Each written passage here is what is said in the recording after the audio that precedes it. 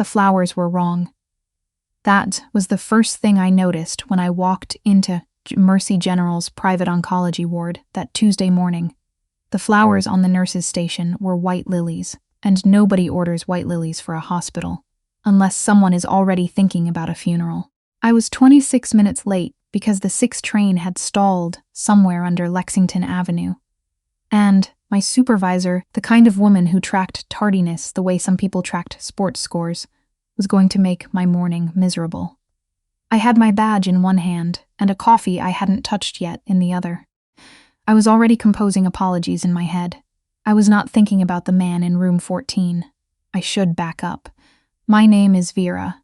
Actually, no. My name doesn't matter yet. What matters is what I did for a living. I was a night shift floater nurse at Mercy General Hospital on the Upper East Side of Manhattan. Floaters go where they're needed.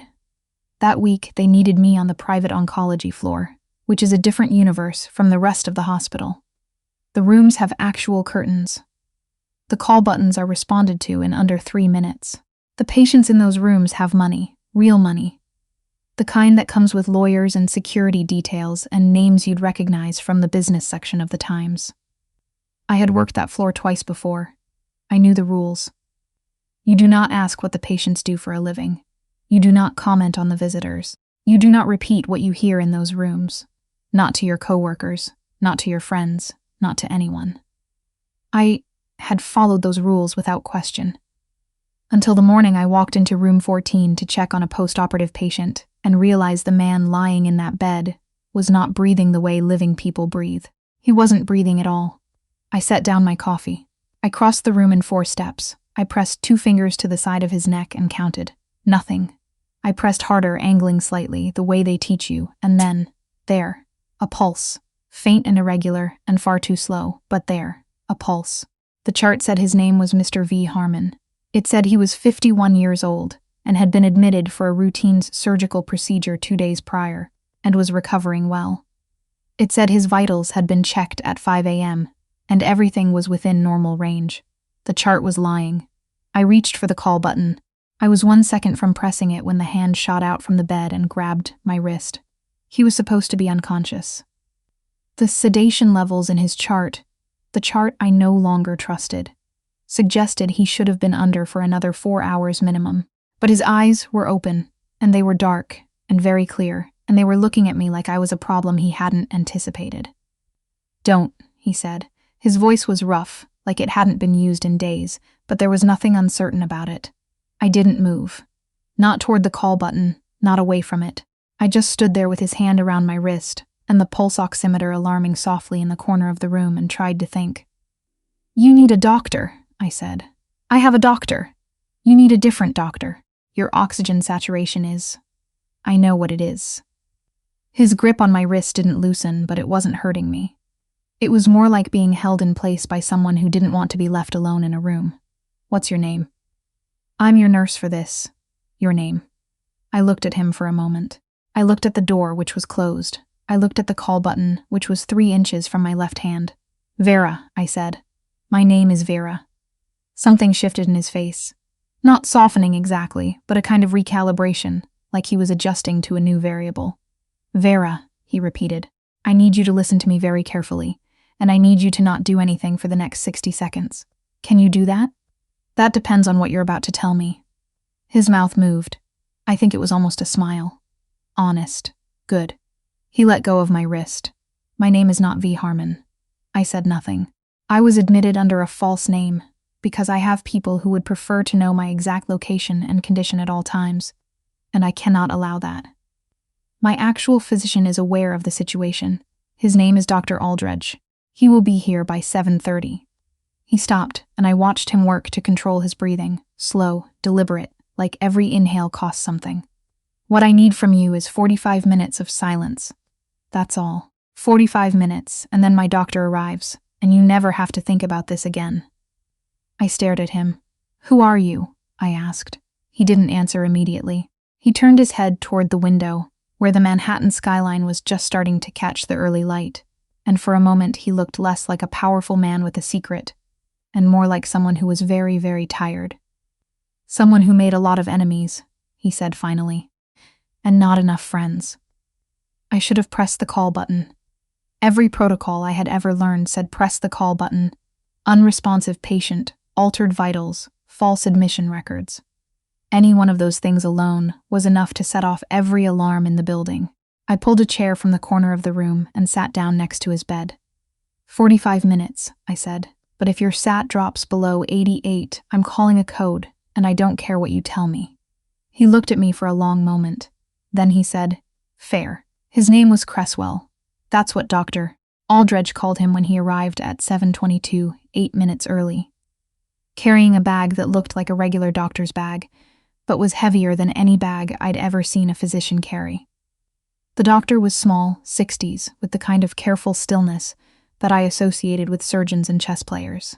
He didn't seem surprised to find me sitting in the room. She stayed, Cresswell told him. Not an accusation. Almost like he was reporting something mildly unexpected about the weather. Dr. Aldredge looked at me the way you look at someone you're trying to assess quickly. What did you observe? I gave him the numbers. Oxygen saturation, respiratory rate, the arrhythmic quality of the pulse at first contact. I told him about the timeline when I'd come in, what the chart had said, what the reality had been. He listened without interrupting, nodding occasionally, and when I finished he set his bag down and said, "Good catch." "What's actually wrong with him?" I asked. Neither of them answered for a moment. "He was given something he wasn't supposed to be given," Dr. Aldredge said carefully. 3 nights ago. It was introduced into his IV line during the night shift.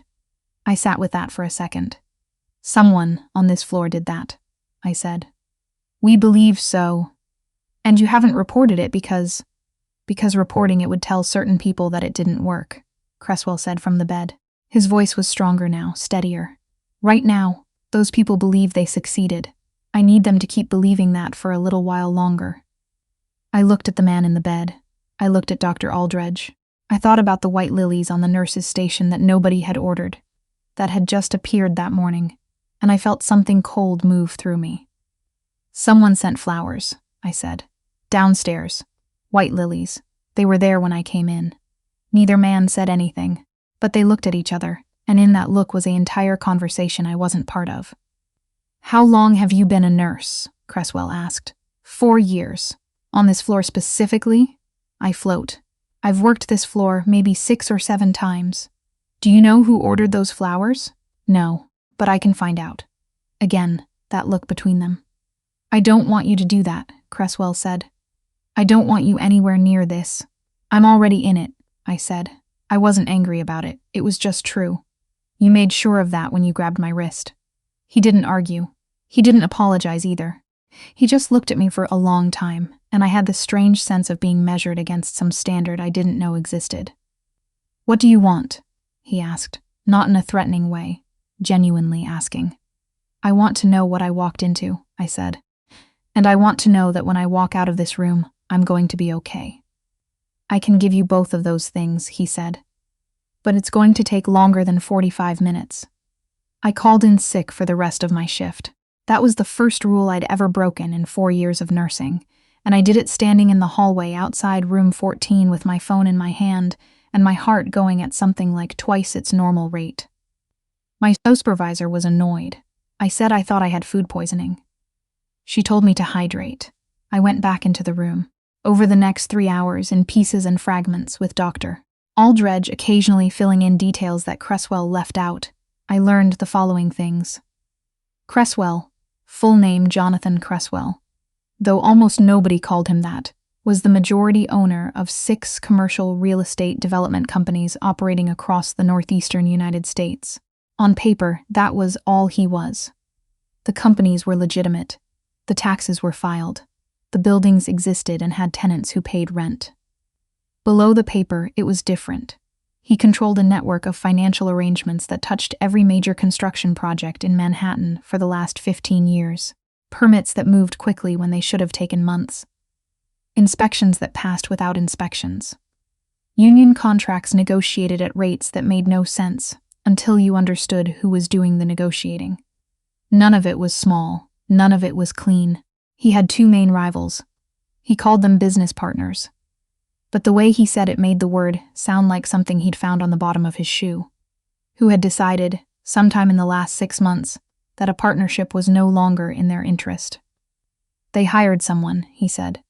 Someone on the hospital staff. Someone who had access to the IV line and knew enough about medication interactions to make it look like a complication that's not hard to fake. I said. If you know what you're doing. No, he said. It isn't. The person who did this is still working on this floor, I said. Yes. I thought about that. I thought about every colleague I had on that ward, the day shift nurses, the orderlies, the attending physicians who rotated through. I thought about how you'd get someone to do that, what it would cost, what kind of person you'd have to find. The flowers, I said. They're from someone who wanted confirmation, wanted to see the morning start. That's our read, yes. Which means they're watching this floor, which means... I stopped. Which means they probably already know you've spent the last 3 hours in this room, Cresswell said. Yes. I let that land. So what happens to me now? I asked. He didn't look away when he answered, and that, I thought later, was the thing that made me trust him more than anything else. He didn't deflect. He didn't reassure me with something comfortable and false. That depends on what you want to do next, he said. What I wanted to do next was go home to my apartment in Astoria, make a pot of coffee, and pretend I had never walked into room 14. I wanted that badly enough that I could feel it in my chest, a physical wanting, like hunger. What I actually did was ask him to tell me about the 2 rivals. Their names were Stanton and Ferris. I won't give you the last names because I still have instincts, and some instincts you keep. What I'll tell you is that both of them had been in business with Cresswell for over a decade, that they had all made substantial money together, and that the arrangement had started to unravel when a major development deal on the Hudson Yards, over $3 billion, the kind of number that stops meaning anything, fell apart after a federal investigation into permitting irregularities. Cresswell had been investigated. He'd cooperated, which his partners had not anticipated, and in the process of cooperating, he had handed over documents that touched the edges of Stanton and Ferris's operations without quite burning them completely. Enough to scare them. Not enough to destroy them. They think you're going to do it eventually, I said. Finish what you started. I am going to do it eventually, he said, but not for the reasons they think. What are the reasons? He was quiet for a moment. Outside, I could hear the normal sounds of a hospital morning, the soft sneakers on linoleum, the distant chime of an elevator, someone down the hall asking about discharge paperwork. My daughter, he said. He said it the way you say something you don't say out loud very often. Careful, like handling something fragile. She's 17, he said. She doesn't know most of what I've built my life on. I've been careful about that. But she's smart. She's going to figure it out eventually. And when she does, I want there to be something left of me that she can look at without feeling ashamed. I didn't say anything. I know what that sounds like, he said. It sounds like a father, I said. He looked at me for a long moment, and I saw something in his face that I hadn't seen before. Something younger and less armored, there and then gone. The person who compromised my IV line, he said. I need to know who it is before I can move. If I surface too soon, before I know who they used, they'll just try again. Differently. Somewhere I can't control. You need the name, I said. I need the name. And the flowers are the thread, I said. Someone sent them. Someone received the order. There's a credit card, or a delivery service, or a name somewhere in that transaction. Yes. I sat back in my chair. I thought about the nurse's station downstairs, the arrangement sitting there like a statement, like a period at the end of a sentence. I thought about the woman who'd been working the desk when I came in. A per diem I didn't recognize, new badge, hadn't made eye contact. There was a woman at the station when I came in, I said. I didn't know her. Per diem. Both men were very still. I can pull the schedule, I said. Per diems sign in through a separate system. It's easy to cross-reference. You'd be accessing records that aren't part of your patient assignment, Dr. Aldredge said. I know. If someone is watching, Cresswell said slowly, walking back to that nurse's station right now would be... I know, I said again. He looked at me. Why would you do this? That was the question, wasn't it? I thought about it honestly. The way I think you owe it to yourself to think about things honestly when they're going to change your life either way. Because someone used my floor, I said. Someone walked onto a ward where I work and used it to try to kill someone, and now I'm sitting in a room with a man who isn't dead. And the person who did it is probably still here. That bothers me more than the risk. He didn't say anything. And because, I said, your daughter is 17. It took me 11 minutes. The per diem's name was registered in the system under an agency staffing company that served 6 hospitals in the tri-state area. The badge number corresponded to a social security number that, when I ran it through the HR verification portal, I technically wasn't supposed to access from a floor terminal, returned an error. The social security number was real. The person it belonged to was a 63-year-old retired school teacher living in Boca Raton, Florida. The flowers had been ordered through a local florist in the East 60s, paid for with a prepaid Visa card, picked up in person. The delivery form, which the florist had faxed over to the nurse's station that morning as a courtesy note. Standard practice, I just never paid attention to it before. Listed the recipient as the 3rd floor oncology wing. No specific patient name. No message. Someone had done this carefully. But carefully isn't the same as perfectly. And the one thing they hadn't counted on was a floater nurse, who was 26 minutes late, and noticed the flowers because they were wrong. I brought everything to Cresswell's room in a folder I'd borrowed from the supply closet. I handed it to Dr. Aldridge because Cresswell's hands weren't quite steady yet, though I didn't say that. The doctor went through it in silence. Then he made a phone call. He stepped into the bathroom to do it, and I heard his voice, very low, for about 4 minutes. When he came back, he said, "Someone is coming." "Who?" I asked. "Someone who can do what needs to be done with this information, in a way that doesn't put you in the middle of it," Cresswell said. He was watching me carefully. "You did enough." "I know," I said. "I just want to know what happens next." Stanton and Ferris will be referred to the same federal investigative team that looked at me 6 months ago, he said. This time with substantially more material. The woman who was working the per diem shift this morning, the agency will be investigated.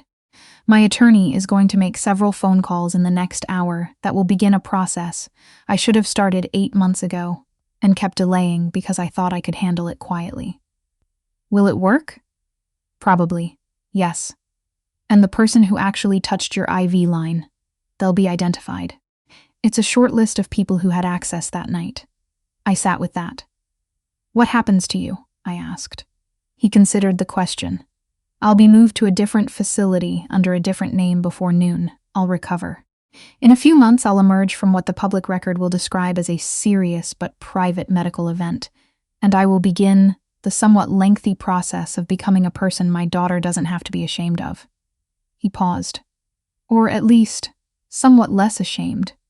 "That's a good goal," I said. "It's a small goal. Small goals are the ones that actually happen." He looked at me for a moment, and that almost smile appeared again, steadier this time. "I'm going to need to know," he said carefully, "that you're going to be all right. After this, I'll be all right. I mean specifically, I'm going to want to know." I understood what he was saying. I let it sit there between us for a second. "My supervisor thinks I have food poisoning," I said. "I'll go home. I'll sleep. I'll come back to work on Thursday and I won't say anything to anyone, and my life will go on exactly as it was, except I'll know something I didn't know before." "What's that?" "That the flowers on the nurse's station are always worth looking at." This time the smile wasn't almost. It was real, tired, and something underneath it that I think was gratitude, though it was the kind of gratitude that doesn't perform itself because it's too large for that. "Vera," he said. "Yes, thank you." I stood up. I picked up my coffee from where I'd set it 3 hours ago. It was completely cold. I drank it anyway because I had a 45-minute subway ride back to Queens, and my feet were already tired. At the door, I stopped. "Your daughter," I said. "What's her name?" he told me. I nodded like I was filing it somewhere, and I was, I suppose. Not because I would ever do anything with it, but because it seemed important to know. The name of the reason he was still fighting to become someone better. The name of the person who would, maybe, one day, look at what he'd done and understand it, even if she didn't entirely forgive it. "She's lucky," I said. That you're still here." I left before he could answer. I didn't see him again for 4 months. He found me, which I probably should have anticipated. I was working a day shift in the ER when one of the charge nurses told me I had a visitor, and I walked out to the waiting area, expecting my cousin. She had a habit of stopping by unannounced, and instead found a man in a dark coat sitting in a plastic chair, like someone who had never sat in a plastic chair before and was finding the experience instructive. He looked better, heavier in the face, which meant he'd gained back weight he'd lost. Steadier. He was wearing the kind of watch that doesn't need to advertise what it is. "You look like you're actually alive," I said. "I'm working on it," he said. We went for coffee at the diner on the corner, which I will admit is not the kind of place a man like Cresswell typically has coffee. But he didn't say anything about it, and he tipped 40%, which in my experience tells you more about a person than almost anything else. He told me what had happened. Stanton had pleaded out. Ferris was still fighting it, but the federal case was solid, and his attorney had apparently told him as much. The woman from the per diem agency had been identified and was cooperating in exchange for reduced charges. She hadn't known what she was delivering, the substance, the context, and this was probably true, and it was a kind of mercy that she would never fully understand she'd been given. The network was unwinding. It would take time, but it was unwinding. "And your daughter?" I asked. "She knows more than she did," he said. "Not everything, but more." He looked into his coffee. "She's angry. That makes sense." "Yes." He looked up. "She'll get past it, I think. I think the anger means she still cares. Indifference would be worse." "You're right about that," I said. We sat there for a while. The diner was loud in the way New York diners are loud, which is a specific kind of loud that's almost comforting. All overlapping conversations and plates, and the radio above the counter, playing something from 20 years ago. "I don't know what I'm supposed to do with this," he said finally. "What we are to each other. I've been trying to figure out the right word for it."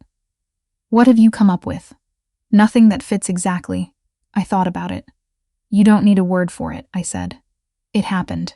It was real. That's enough." He looked at me the way he'd looked at me that first morning, that measuring look, like he was king something against an internal standard. Whatever the standard was, I think I passed it. "I'm going to be better," he said. It wasn't a promise to me, exactly. It was more like he was saying it out loud for the first time, and I happened to be there to hear it. "I'm going to be the kind of person who deserves to sit across from someone like you in a diner and not feel like I'm taking up space I haven't earned." I let that sit. "You're already doing it," I said. "You're sitting there." He nodded slowly. Outside the window, the city was doing what it always does. Moving, not stopping, not noticing. And I thought about all the rooms in all the hospitals, in all the cities where things like this happen in silence, where people reach for each other across impossible distances, and sometimes, not always, but sometimes, actually make contact. I had gone into that room to check a patient's vitals.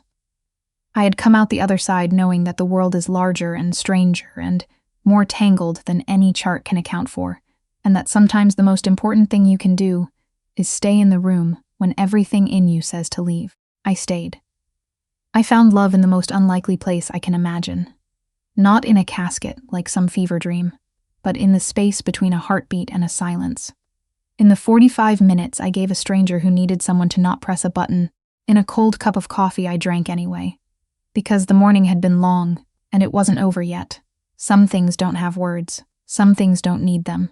He was still there, across the table, and so was I.